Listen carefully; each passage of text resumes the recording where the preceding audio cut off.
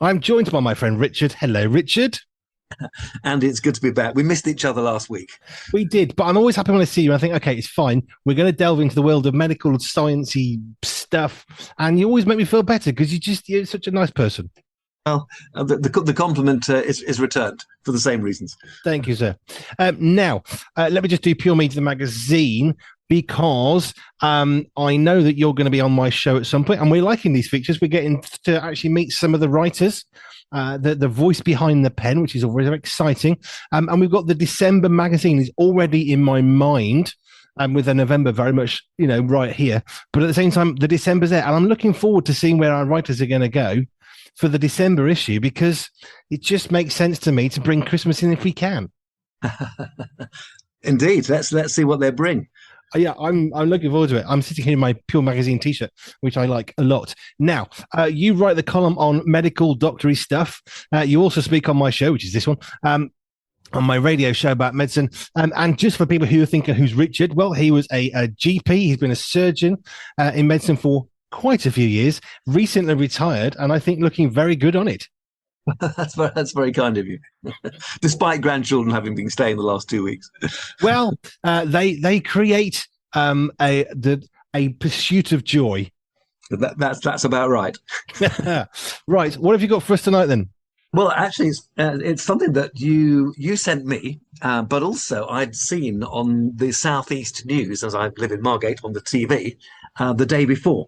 And, we like to, as you say, tackle medical topics, hot topics.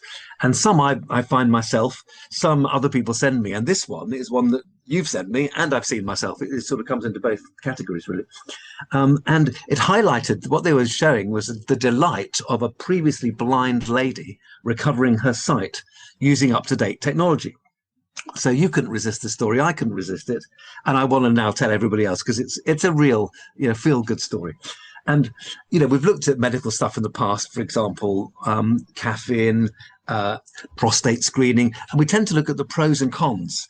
And, for most medical things, there are pros and there are also some cons that you need to consider. I have to say, I can't see any cons in tonight. I think it's just a win all round, this one. It's a real feel-good story. Perhaps a bit like, is singing good for you? Well, yes, singing is good for you. There are no cons. Well, there are no cons tonight either.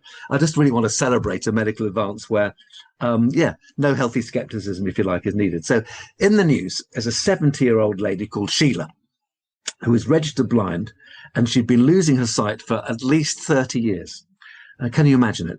And now, due to this technology, which we'll go into in a second, she's able to read again, do the post, read books, do crosswords, even do Sudoku, which apparently she likes. And she's described in her own words, what has happened to her is beautiful, wonderful, and gives me such pleasure. So here's the details. So for 30 years, she's had a thing called dry macular degeneration, known in the trade as dry AMD. And the macula is part of the retina. It's the central part of the retina responsible for our central vision. And in AMD, these macular cells, these retinal cells, become damaged and then die.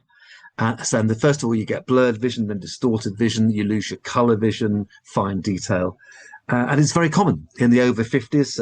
I Googled the amount of people. Well, it's 250,000 in the UK, 5 million worldwide. Obviously, Sheila developed it pretty early because it's normally over 50s. She developed it when she was 40 or so.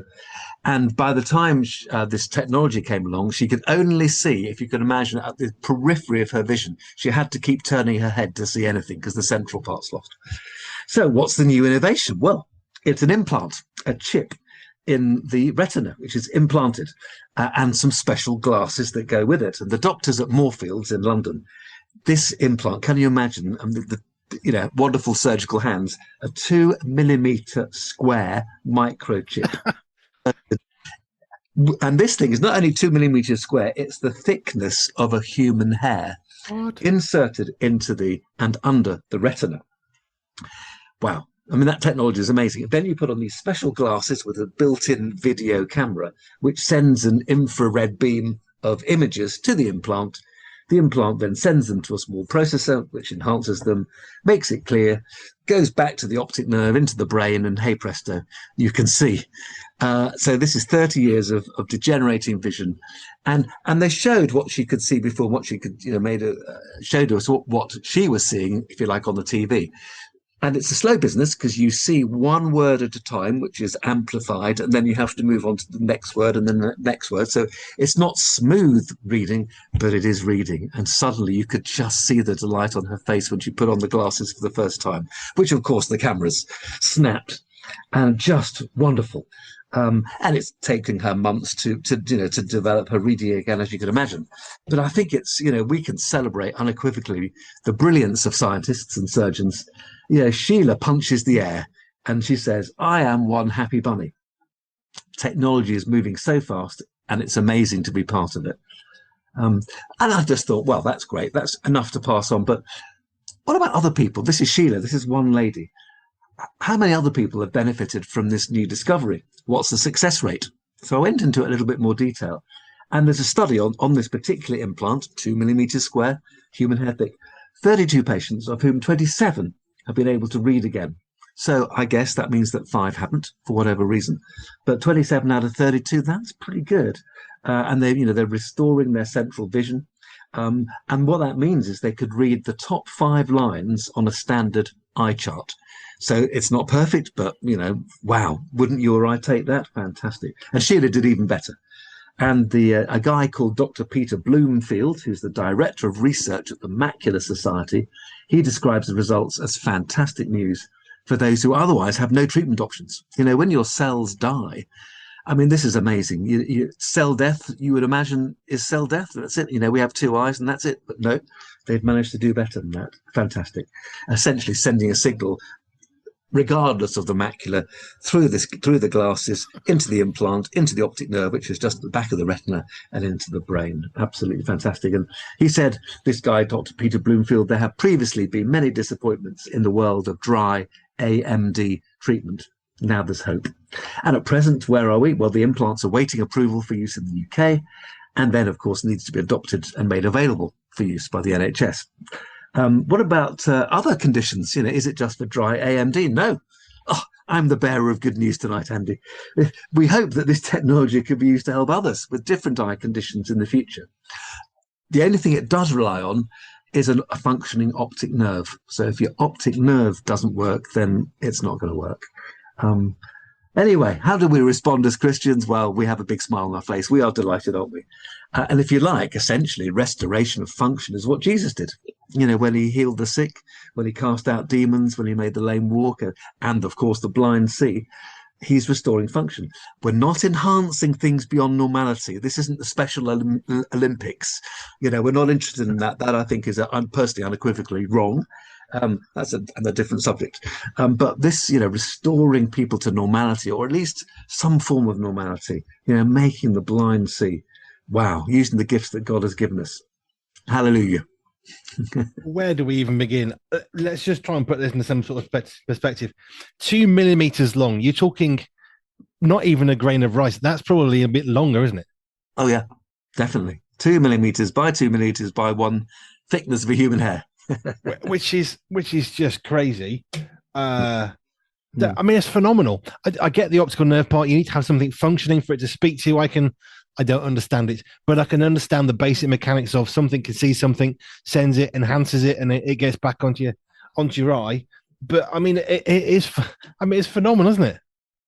It really, really is. And one day, probably someone will develop something bypassing the optic nerve and going straight to the brain. But until then, we can say, "Wow, well done, guys."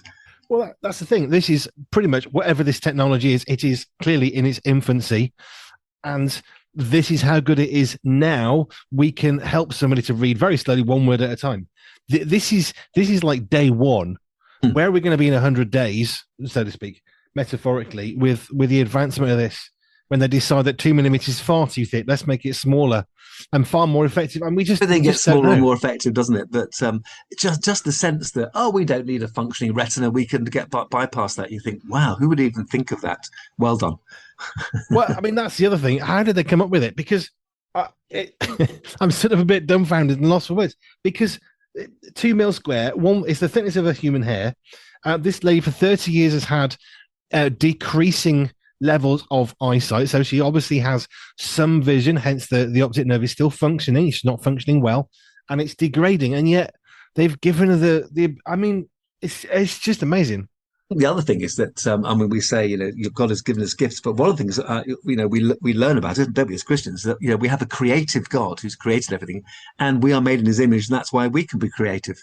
I'm just delighted that some people are not only creative but can actually achieve something, and it's that's why even someone in the field as myself, I'm just in awe of people not only producing this but thinking about it in the first place. But why should I be?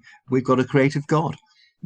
Penicillin, we take it for granted, and now penicillin, it's fine, give you a shot, you'll be good. And we've even moved on from there. But at some point somebody said, moldy bread, that'll fix everything. Now we're clearly much further on, but somebody somewhere said, hey, I can stick something like a microchip in your eye and you can see. And I can imagine everyone going, let's just have a sit down. Well, let's have a cup of tea. What nonsense you're on. But aren't we grateful for people who say, I don't care that sounds stupid. I think this could work. Yeah. And the persistence, wow. That's astonishing. Well done. I'm lost for words. Tina would certainly say well done. Very much so. And this lady, obviously, she can do a Sudoku, which is great. The 5 people that couldn't, it makes me wonder. Now, I tried contact lenses one time. I had a trial. My eyes, whatever the thing is, because I got an astigmatism, there aren't quite so many focuses they can create. So what happened was it didn't work so well for me. It's one of those things. But I got to try them, and here's what I discovered. One, putting the second contact lens is bordering on the impossible, because the first time you can trick your body, the second time you can't. But I discovered that over time, I could put the second contact lens in just as easily as the first. So I adapted, because you're sticking something in your eye. It's your body's like, no, you're stupid. And eventually you overcome it. So I'm presuming that even for her, without any improvement to the technology, she's going to improve her own abilities, like I did in a really simple way, over time. Yeah, indeed. I mean, I read that it took about 3 months to learn to read, and now she can do more than the top 5 lines on the eye chart. How far down she'll go? Well, yeah, obviously she'll push the boundaries until she can go as far as she can. But wow, what a lovely story. I mean, that's still impressive. 5 lines on a thing. The fact you can see them, she can see the thing, and now she can actually read them is honestly mind blowing. It's so good.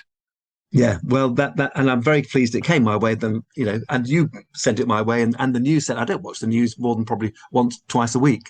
It happened to be on the day I was watching, so yeah, I'm very pleased about that. I love it. Okay, we've done this one. Give me another medical advance that you never saw coming that you think, wow, that's amazing. Well, I think the fact that beta blockers are used for heart failure when they were absolutely the worst thing you could possibly think of using when I was a medical student. Now they are there to reduce the work of the heart and take the strain off the heart, and they're an integral part of heart failure treatment. I would never have seen that coming. That's astonishing. And then you look at the size of hearing aids. Some people have hearing aids attached just to the stem of their glasses. And, many people, you think about the huge hearing aids when I was a kid, and now you can barely see them. Again, fantastic. Cochlear implants, the same. Amazing. So much of stuff is just extraordinary, I think, these days. See, cochlear implants, I've watched somebody having that switched on for the first time, and you're going to cry. You know it's going to get you. And you watch the face as they switch it on, and the joy that they can actually hear, I'm guessing for the first time. I just love how we can make people's lives better. And what a world we'd have if we actually spent more time on improving lives rather than trying to do other stuff. But what an amazing story. Beta blockers. I live on beta blockers now. I'm probably on one for the rest of my life. I didn't know they were potentially so bad. Well, that's what we thought. They were always very good for palpitations, but they were thought to be absolutely, contraindicated in heart failure. And now they're almost one of the first drugs we prescribe. So yes, funny how things change. Science moves on, and that's why when people say, "Oh, science has got all the answers," don't be silly. Science has got a lot to learn. Science has got many questions, and there are many, many more. Indeed, it should have. Richard, thank you for that. I saw it and I thought I'm not going to delve too deep because otherwise I'm going to lose the joy of watching you talk about it. So I deliberately didn't read it on purpose, just so that you could. And I mean that woman's been transformed. How many more we don't know. It's got to be approved. Of course it has, but Let's hope for people. Standard treatment, one day, 5 years, 10 days, it'll be absolutely standard for AMD and other conditions. Your GP will do it. You'll pop in there, just slot it in. Quick injection, off we go. I'm sure most of us quite got the hands for that. Yeah. Well, yes, you do need steady hands. That's something different, but who knows? Right. Okay, Richard, thank you. If you've got any questions for Richard on this, any thoughts on the blind or nearly blind being able to see, you can send those back. Your thoughts on dry AMD or anything else you've seen in the news. There's a hot topic. You can send it and Richard will answer it the best that we can. Richard Scott, thank you, sir. My pleasure.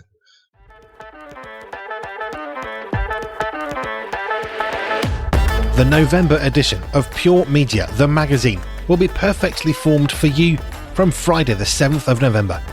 We sit down and have a chat with Becca Legg from Restored and delve deeper into the life and work of John Childress from Free Recovery. Pure Media, the magazine, is the magazine to get yourself if you like a comfy coffee and a chat with a friend. Or tea, we won't judge. In our latest magazine, we introduce you to a new writer, Andy Robb, as well as your favourites, including Isla Rouse, Richard Scott, Karen Ferguson, and more. Sign up now so you never miss out on this amazing monthly magazine, handcrafted by real people for real people just like you. Pure Media, the magazine, is always on point and in print. Find out more at www.puremediathemagazine.com.